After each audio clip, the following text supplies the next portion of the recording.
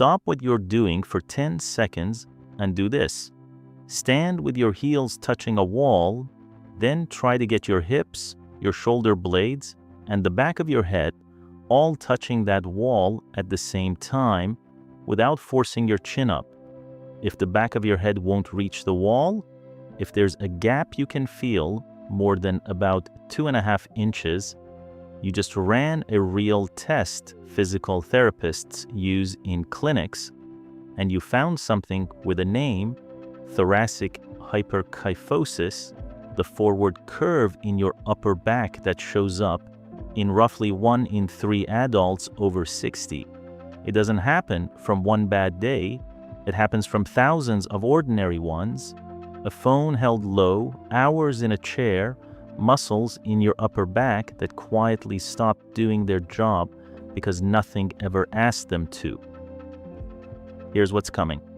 The full 1-minute wall test done properly.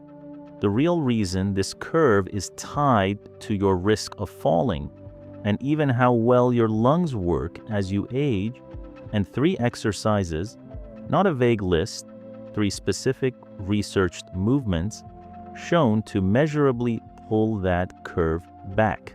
Welcome to Well Past 50, where we don't fear getting older, we get stronger about it.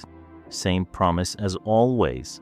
I'm not a doctor, and everything in this video comes from real, checkable sources. A peer-reviewed measurement study, physical therapy research, and the Framingham Heart Study's decades of data. Everyone linked in the description so you can check it yourself. Quick honesty note before we start. I came across a video with this exact promise: 1-minute wall test, 3 easy spine exercises, and the idea was good. The problem was nothing behind it actually held up. No real tests shown, no real exercises, no sources. So here's that same idea, done properly. Here's the shape of today. First, the 1-minute wall test, done the way clinicians actually measure it, so you know exactly where you stand right now. Then, why that curve in your upper back is worth caring about, what it's actually connected to, beyond how you look in photos. And then 3 exercises in order with exactly how to do each one and the mistake most people make on each.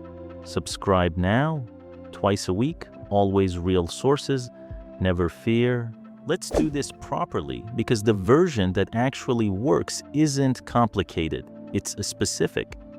Stand with your back against a wall, heels about 2 to 4 inches out from the wall, not flat against it, just close.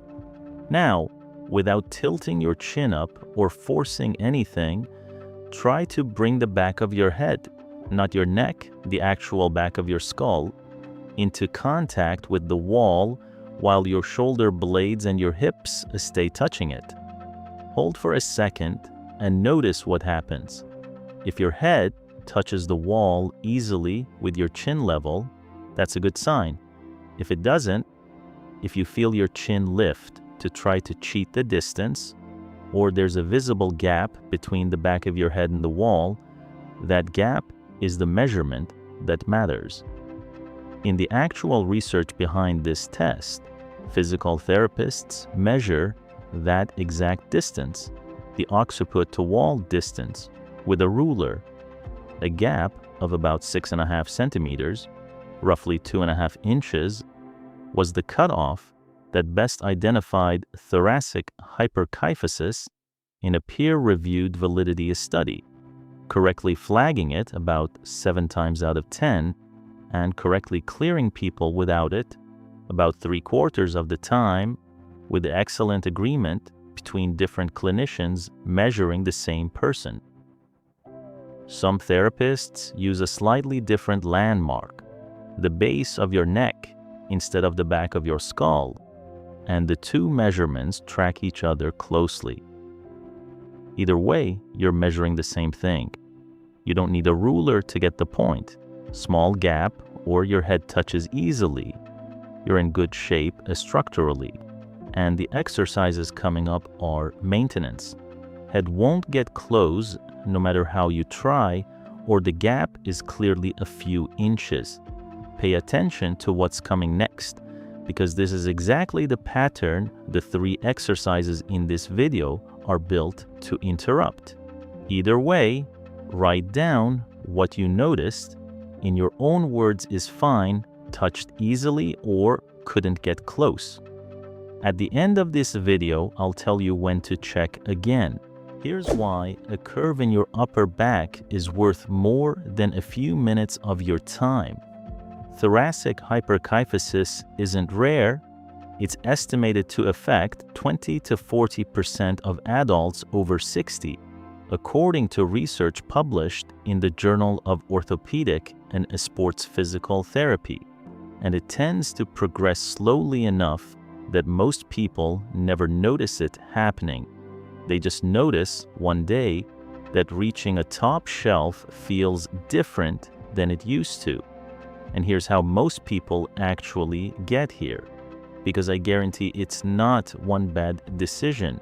It's screens held below eye level, hours in chairs that never ask your upper back to do anything, and something more basic underneath both of those. With age, the specific muscles that hold your shoulder blades back and your head is stacked over your spine tend to lose a strength faster than the muscles that pull you forward, because gravity and modern life both pull the same direction all day, and almost nothing pulls the other way unless you make it. That's not a moral failing, it's physics plus decades, which is exactly why just stand up straighter doesn't fix it. You can't out-willpower a muscle that's genuinely weaker than the one working against it. You have to make it stronger. So why make the effort? 3 real reasons. First, balance. When your upper back rounds forward, your body's center of gravity shifts forward with it. So your trunk muscles have to work harder just to keep you upright. A systematic review looking at exactly this relationship found hyperkyphosis linked to reduced trunk strength, worse balance control, and a higher risk of falling. After 50, a fall is often the event that changes everything else that follows it. Second, your lungs, which surprised me the first time I read the research. The Framingham Heart Study, one of the longest-running health studies in the world, following the same people for decades, tracked kyphosis severity against lung function over time and found that as the curve got more severe, lung function declined faster. A rounded upper back physically restricts how much your rib cage can expand. You're not just standing differently, you're breathing differently. And third, simply, this is one of the more fixable things on this list. In most people, hyperkyphosis isn't a bone problem, it's a muscle problem, which means it responds to exactly the kind of thing you can do in your living room in under 5 minutes. Put those 3 together and here's the honest picture. This isn't about vanity, and it isn't about standing up straight for a photo. It's a slow shift in where your weight sits that quietly touches your balance, your breathing, and because falls and breathing problems are 2 of the biggest things that take away independence after 50, your ability to keep doing exactly what you're doing right now on your own terms for longer. That's the actual stake here, not posture, independence. 3 exercises. Here's exactly how to do each one, why it's on this list, and the mistake most people make on it.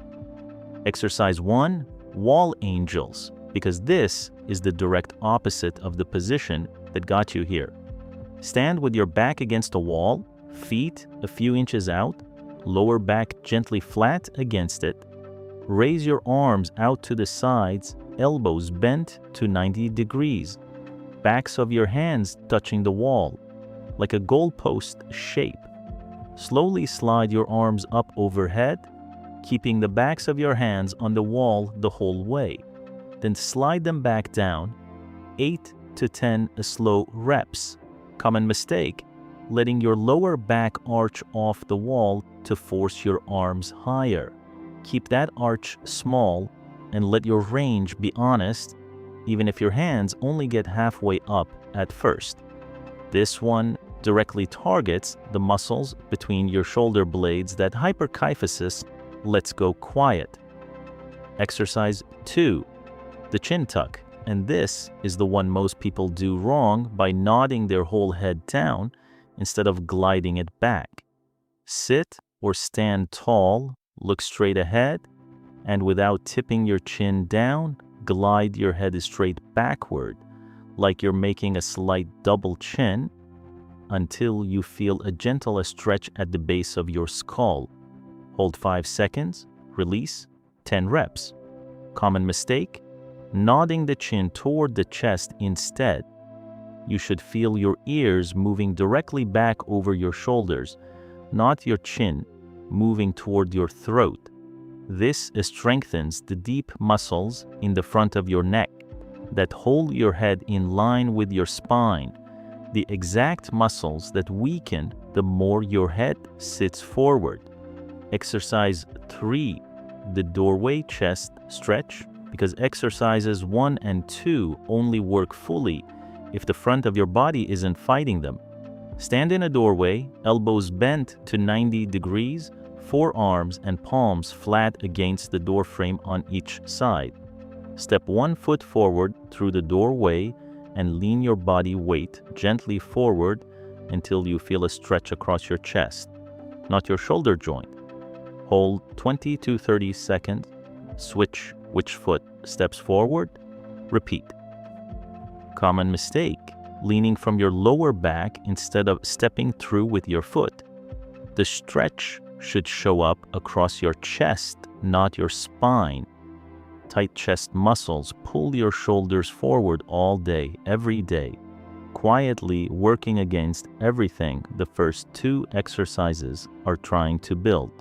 That's it. 3 exercises, about 4 minutes total. Wall angel and the chin tuck, most days of the week. They're a strength work, and a strength needs repetition. The chest must stretch anytime, even daily.